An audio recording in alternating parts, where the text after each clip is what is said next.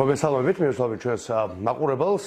ამ ხელისუფლებას არ გააჩნია არავითარი ლეგიტიმაცია და ეს უკვე სულ უფრო გამყარებულია საერთაშორისო პოლიტიკურ აზრში. პრაქტიკულად წელიწად ნახევრის თავზე მათ ვერ შეძლეს მიეღოთ ის ნიშნული და იმისი მცირე პროცენტიც კი ლეგიტიმაციისა, რაც სჭირდება ნორმალურ რეჟიმს საოპერაციოდ და ეს არის ძალიან დიდი სისუსტე ამ რეჟიმისთვის, რაც მათ აქვს ჩვენივად გააზრებული და ამიტომ არის, რომ ისინი ცდილობენ სხვადასხვა ზომებით, სხვადასხვა ნაბიჯებით გარკვეული ტიპის დინამიკის მიღწევას, რაც მათ მისცემს ლეგიტიმაციას, მაგრამ ამას ისინი აკეთებენ ქოცრულ ფასად და ქოცრულ ფასად ეს არ გამოდის, ხო? ამიტომაც მათ კრახი განიცადეს ამერიკის შეერთებული შტატების ველზე, მათ კრახი განიცადეს ევროსაბჭოს ველზე, ევროპული პარლამენტის ველზე, ყველა საერთაშორისო ინსტიტუტის ველზე ეს რეჟიმი განიცდის კრახს. რატომ? იმიტომ რომ ისევ და ისევ ისინი სტაბილიზაციას განიზრახავენ ქოცრულ ფასად და არა ადეკვატურ ფასად. რა არის ადეკვატური ფასი?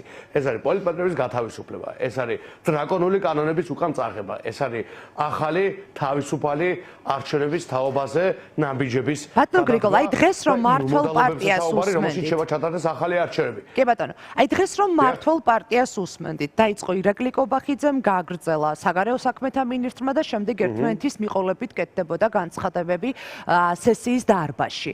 გრჩებოდა თუ არა შთაბეჭდილება, რომ აი ამ რეკომენდაციების მოთხოვნების შესრულების სურვილი მაინც გააჩნია ქართულ ოცნებას და რა მოხდება იმ შემთხვევაში და იქნება თუ არა სრული იზოლაცია და სასრული რეალურად აი ამ კომუნიკაცია კონფრონტაციის. დიახ, პირველ რიგში რომ თქვა, რომ დღეს ჩვენ მოვისმინეთ კიდევ ერთი ახალი საოცრება კობახიძის მხრიდან, რომელსაც არაღიარების პოლიტიკა, ანუ ქვეყნისათვის ძალიან მნიშვნელოვანი რამ, ხო? ის რომ აფხაზეთის და ცხინვალის რეგიონის არაღიარება განმტკიცდეს საერთაშორისო ასპარეზზე და რა თქმა უნდა, რაც შეება ნაკლებად და საბოლოოში არავინ არ აღიაროს ეს ორი ეგრეთ წოდებული როგორ ვთქვათ პოლიტიკური ერთეული, ხო? აი ეს პრინციპი, რასაც სახელმწიფო, აი ეს შეადარა ევროპარლამენტის მიმართ ტოლობის ნიშანი დასვა დუმასა და ევროპარლამენტს შორის.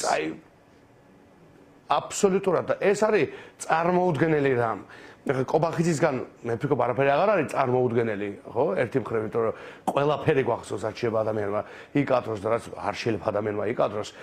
იგივე კობახიძემ ერთი კვირის წინ რეალურად ჩინეთი გამოგვიცხადა მთავარ სტრატეგიულ პარტნიორად და თან თქვა, რომ ღიად თქვა უკვე ამჯერად, თორე ჩვენ ისეც ხედავდით, რომ მისით ანაცვლებს ევროპულ კავშირს და ამერიკის შეერთებულ შტატებს. მიუხედავად იმისა, რომ ჩინეთი აქ ერთ თეთრსაც კი არდებს ინვესტიციას. მიუხედავად იმისა, რომ მაგ ჩინეთმა ისე როგორც ირანმა და სხვა ეგრეთ წოდებულმა პარტნიორებმა, ხო, სერბეთმა, ინდოეთმა, ცენტრალური აზიის სახელმწიფოებმა არც ერთმა არ დაუჭირეს მხარი ქოცრულ რეჟიმს, ხო, რაღაც ორი კვირის წინ გაეროში. ამის მიუხედავად, აი ამის მერე, მას მერე რაც ჩინეთმა უარი თქვა მორიგ ჯერზე, რომ ქართველი დევნილების უფლებებისთვის დაეჭია მხარი და ეღიარებინა საკუთრების უფლება და დაბრუნების უფლება, ხო? ჰუმანიტარულ ამბავზეც კი არ დაუჭია მხარი, ეს მარტო პოლიტიკური არ არის, ხო?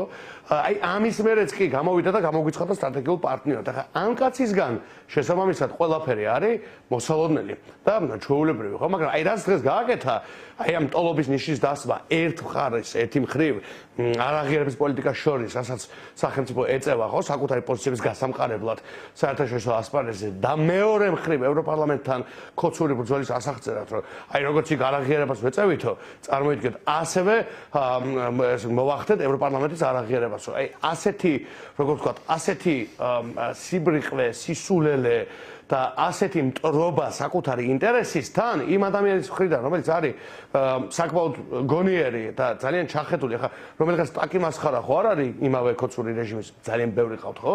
რომელი გაურჩევიათ წითელი და მწვანე წერა კითხვა რო არიციან, რომელი გაუგიათ რატომ პრეზიდენტები არიან, რატომ მინისტრები არიან, საძია.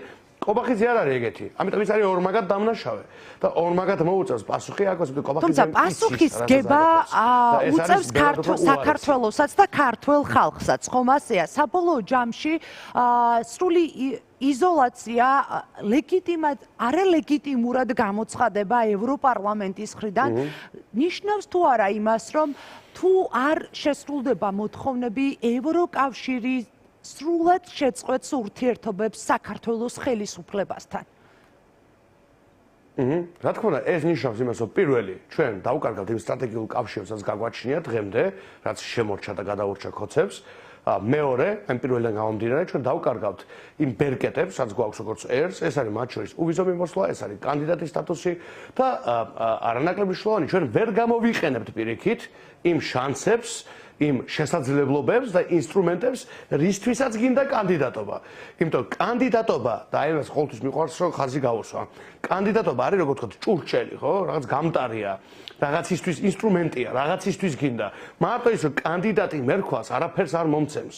თუ არ გამოვიყენე, როგორც ახლა ქვია ფურცელზე, როგორც არაერთხელ განგვიმარტეს. რა თქმა უნდა, რასაც გვეუბნებიან კიდევაც, ხო? გვეუბნებიან ამას ძალიან პირდაპირ, რომ ჩვენი კანდიდატობა არის რაღაც უბრალოდ ფურცელზე დატანილი სტატუსი, ფიქცია, ხო? რაღაც ფარღალალა, ქაღალდია, მეტი არაფერი. რატომ? იმიტომ რომ კანდიდატობა, აი ჩვენ რომ ყოფილიყავით დღეს ხელისუფლებაში, კანდიდატობა მოხმარდებოდა რას? ხო, აი პირიქით შევხედოთ.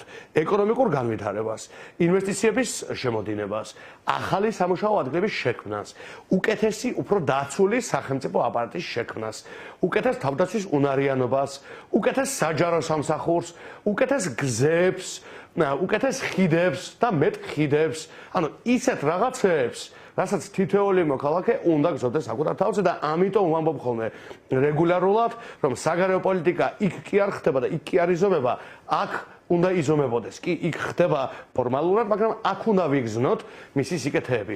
ხელფასზე, პენსიაზე, ჰაერზე, რომელსაც სუნთქავთ, სკოლებზე, რომელშიც ბავშვები დადიან, აი ამ ცვლილებამდე, რომელზეც ახლა ჩვენ ჩვენ ამასობაში ყავს ხელისუფლება, მაგრამ ხელისუფლება, რომელიც რეალურად თვითონ აღიარებს, რომ ქურდების და კრიმინალების ხელისუფლება არის და აი მინდა ვიკითხო, აი ადამიანი რითი განისჯება საერთოდ, ხო? აი ბიძინა ივანიშვილი რითი გიშება განსაჯო. რა ხალხი მოიყვანა ხელისუფლებაში? ყველაზე თვითონ თქვენს რო იყვნენ ქურდები, ერთი ძარცვავდა ბაგაბაღებს, მეორე ჯარს, მესამე მოხუცებს. ესეთი ხალხი როგორ უნდა გააჩერო ხელისუფლებაში თვითონ ამბობენ რომ მათი მინისტრთა კაბინეტი ყობახიძემ არ თქვას რომ მე არ პარლამენტის სპიკერი იყო და უმრავლესობის ლიდერი მისი საკონტროლებელი იყო პირველ რიგში ეს ხალხი რასაკეთებდა აღმასრულებელ ხელისუფლებაში თქვენ ამბობთ რომ თუ არ შეიძლება დიახაც პირდაპირ რომ მოხუცები ჯარი და ბაგაბაღები ძარცვეს აი ესეთი ხალხი აი ქოცები რომ დაამახსოვრდეთ როგორც ბავშვების ჯარის და მოხუცების მძარცველი არამზადები. ეს არის მათი რეალური სახე. და მეორე მხარეს არის ეს უნიკალური ბერკეტი, რომელსაც ნებისმიერი ცოტათი მაინც ნორმალური ხელისუფლება გამოიყენება იმ გამოყენება ბატონო გრიგოლ და თქვენ ამბობთ რომ ამ ბერკეტის ამოქმედება და გამოყენება ვერ მოხდება თუ კი არ შეიცვლება ხელისუფლება. არჩევნების გზით ხელისუფლების ცვლილებამდე წინ არის კიდევ 2 წელი. ანუ ამ 2 წელში რა ხდება? ხო, დავიწყებთ ჩვენ არ ვიცით რამდენი წელი არის არჩევნები. კალენდარული არჩევნებისთვის არის 2 წელი. კალენდარული კი ბატონო, კი.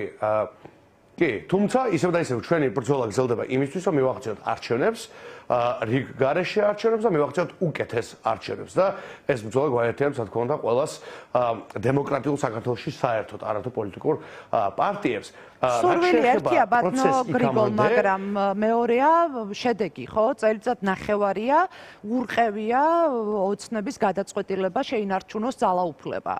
არ მგონია გადაიფიქროს. ხო, წელიწად ნახევარია ურყევია ჩვენი გადაწყვეტილებაც, ვიბრძოლთ ახალი არჩევნებისთვის და წელიწად ნახევარია ურყევია მსოფლიოს აზრიც ქოცურ რეჟიმზე. ამიტომ ურყევება მარტო იმ ხარეს არ არის, იქით ბევრად უფრო მეტი რყევა არის, აქეთ ბევრად უფრო მეტი ურყევაა, მე თუ მკითხავთ, იმიტომ რომ აქეთ არის მართალი ადამიანები, რეალურად, რომელიც ითხოვენ რას? რაღაცა ფანტასტიკოს ხო არა, ითხოვენ ხმის უფლებას და ითხოვენ ნორმალური, ძლიერი ქართული სახელმწიფოს რაღაცა ელემენტარულ პირობებს მაინც დაინახეთ რყევა იქეთ მხარეს ემიგრაციის გამო და სხვა. როგორ ბოდიში? სად დაინახეთ იქეთ უფრო მეტი რყევა ქართულ ოცნებაშიო და სად დავინახე რყევა იქით მხარეს? გეტყვით. დავინახე იმით, რომ პრაქტიკულად ყველა ყოფილი თავდაცვის მინისტრი, ყველა ყოფილი პრემიერ-მინისტრი არის ან ციხეში, ან საციხო პირობებში. დავინახე იქით, რომ დედაქალაქის მერს აქვს შეყენებული წყალი, დავინახე იმით, რომ სანქციები არის დაწესებული ამ რეჟიმზე და რა ვიცი, ნახევარ ევროპაში ვერ დადიან. დავინახე იმით, რომ მუდმივად უწევთ მინისტრთა კაბინეტის შეცვლა. დავინახე იმით, რომ ეხლა ყობახიძე არის უკვე შემოდებული, ესე იგი, ნიშაბზე და როდის მოისვრის მისი მამა მარჩინალი თვითონაც არ იცის და ამიტომ უწევს გამოსვლა და ერთ წუთში 4-ჯერ მისი ხსენება პანიგერიკში, უარესი რა უნდა დამენახა კიდე. ქების ბრიფინგს გულისხმობ? არანაირი ლეგიტიმაცია არ გააჩნია არც ქვეყნის შიგნით და არც ქვეყნის გარეთ. და აი იმიტომ ფართხალები და ფორთხავენ. ხან 20 ივნის, მაპატიეთ 20 იანვარს ელოდებოდნენ, რამდენჯერ გითხეს 20 იანვარი მოვა და ყველაფერი რამდენი 20 იანვარი გავიდა. ტრამპი რატო არ აღმოჩნდა ამათი აზრის, ჩვენი იდეოლოგიური თანამებრძოლი არისო, რა ვიცი, რომელერთ ჩვენ დამენახა ყველაფერი ასე ამბობენ მიდის პირიქით. ხო, ორბანს გულშემატკივრებდნენ, წალაგდნენ და ჩალაგდნენ და წააგო ორბანმა. ეხლა ვუჩიჩი დარჩათ ერთად რა შენ დამენახა მეტი. ერთად დავენახე კიდევ რაში იცით? ერევანმა თბილის ყველაფერში აჯობა, ყველაფერში და ერევანში ჩადის აშშ გარე არ აღიარება დასრული იზოლაცია, რომელზეც თქვენ საუბრობთ ახლა, როგორც წარმოადგენთ, იქნება ფუნდამენტი ოცნების ცვლილების, ხელისუფლებიდან წასვლის? არა. თუ უფრო მეტია საჭირო ქვეყნის შიგნით იმისთვის, რომ ცვლილება გახდეს რეალური. და ლაპარაკი არ იყოს მხოლოდ ამაზე. მადლობელი ვარ ამ კითხვისთვის, იმიტომ რომ დიახ, მე კი საგარეო ურთიერთობებზე ვმუშაობ და შეიძლება უფრო მეც ყოველთვის ამაზე ვსაუბრობდე, ჩემი საქმიანობის მიხედვით, მაგრამ მე ყოველთვის კარგია ხალხის მხარდაჭერა, თუმცა შიდა პოლიტიკური პროცესი უფრო მნიშვნელოვანი და გადამწყვეტია, არ მეთანხმებით? ცალსახად, ამიტომ ამბობ, რომ მე შევა საგარეო ურთიერთობებზე ბევრს ლაპარაკობდი და ეს კრიტიკულად მნიშვნელოვანია და ჩვენი პოლიტიკური ცხოვრების ბოლო მინიმუმ 5 წელი მთლიანად გადის აი ამ საგარეო დინამიკაზე, ბუნებრივია, მათ შორის ჩვენგან დამოუკიდებელი მიზეზებითაც, რასაკვირველია, რაც ხდება მსოფლიოში და ჩვენს ახლო რეგიონში, ბუნებრივია, მაგრამ მინდა ხაზგასმით ვთქვა, პოლიტიკური ცვლილება არის პირველად საშინაო ამბავი და საშინაო საქმე და არის ჩვენს ხელთ, ქართველების ხელთ. არავინ აბსოლუტურად არც ვალდებულია, არც ამ ბრძოლაში არ იქნება, ისინი თავის საქმეს გააკეთებენ დემოკრატიის მხარდაჭერით, ეს მნიშვნელოვანია და სხვა რამეა, წნეხის შექმნით, თუ კი რეჟიმი იქცევა არასწორად და როდესაც იქცევა არასწორად, მაგრამ თავარი საქმე არის ჩვენი გასაკეთებელი ქართველი პოლიტიკოსების და ქართველი ხალხის, საქართველოს ხალხის და აი ეს რაღაცა ცრუ პოლარობა, რაც ზოგიერთ კოლეგასაც აქვს ხოლმე, ხო, ოპოზიციაში, რომ იცი საგარეო წნეხი უნდა გავზარდოთ, რეჟიმი ჩამოიშლება თავისი და ამ საგარეო წნეხით და მერე უნდა არა ეგ არის არასწორი. ლელოძიძე საქართველოს ამბობს, რომ რეჟიმის ცვლილება ხდება ქვეყნის შიგნით, ქვეყნის შიგნით ბრძოლი. ახლა რაში გამოიხატება? შიდა ბრძოლა რაში ჩანს, ბატონო გრიგოლ? აი მაგას გეუბნებით, ნახეთ, ამ ფილოსოფიის გამოხატულება, რასაც ჩვენ თანმიმდევრულად ვაკეთებთ. წინა არჩევნებზე ბრძოლით, რეგიონებში მუშაობით, ყველა დიდ ქალაქში მუშაობით, ქვეყნის ფარგლებს გარეთ ცხადია, აგრეთვე ინტენსიური მუშაობით, მაგრამ უპირველეს ყოვლისა ჩვენს ხალხთან მუშაობით, იმ სოციალურ და ეკონომიკურ პრობლემებზე მუშაობით, რაც გააჩნია ჩვენს ხალხს, იმ ყოფით პრობლემებზე მუშაობით, რაც გააჩნია ჩვენს ხალხს. მათ შორის საკრებულოებშიც ძალიან რთულია. ეს არის ერთგვარი ალტერნატივის დანახება ხალხისთვის. ადამიანების ინტერესების დაცვით. ეს არის ალტერნატივის წარდგენა, ვინ შეცვლის ოცნებას ხალხისთვის, როდესაც საუბრობთ ხალხთან ურთიერთობაზე, რეგიონებში გასვლაზე და ასე შემდეგ. ალბათ მნიშვნელოვანია კითხვაზე პასუხი, როგორ უგვარებთ იმ პრობლემას, რომელიც აწუხებს. ხო, ეს არის ერთი მხრივ ეს არის ალტერნატივის ჩვევა, რა თქმა უნდა. მეორე მხრივ და ჩემთვის ეს ყველაზე მთავარია და აი ეს თქვა ამერიკის სახელმწიფო დეპარტამენტმაც იმ აწუხე გახმაურებულ განცხადებაში, რომელიც მე ვაციტირე და რომელსაც ზოგიერთი კოლეგა გამოეხმაურა, რომ წარმომადგენლობა არის მნიშვნელოვანი. შენ თუ არ წარმოადგენ ადამიანებს, მათ ვერ აჩვენებ, ესე ხო, რამდენ ეხლა ხო დაწყება პოლიტიკური ცხოვრება, ხო, საუკუნეებია პოლიტიკური ცხოვრება წარმოებს. ხო, მათ შორის ამ ფორმებით, ხო, წარმომადგენლობითი ფორმებით და თუ არ წარმოადგინე, მის ინტერესებზე არის საუბრე, მისი ხმა არ იყავი, არ აჩვენე რომ შენ უფრო კომპეტენტური ხარ, უფრო კარგად შეგიძლია მიაღწიო იგივე მშვიდობას, იგივე უსაფრთხოებას, იგივე მეტ დოვლადს და კეთილდღეობას. მაშინ რა თქმა უნდა ვერ მოიგებ ადამიანების გულს, ამიტომ ჩვენ აქ უნდა ვიმუშაოთ ძალიან ბევრი და ლელო ძლიერი საქართველოს აკეთებს სწორედ ამას. მადლობა გრიგოლ გეგელიას.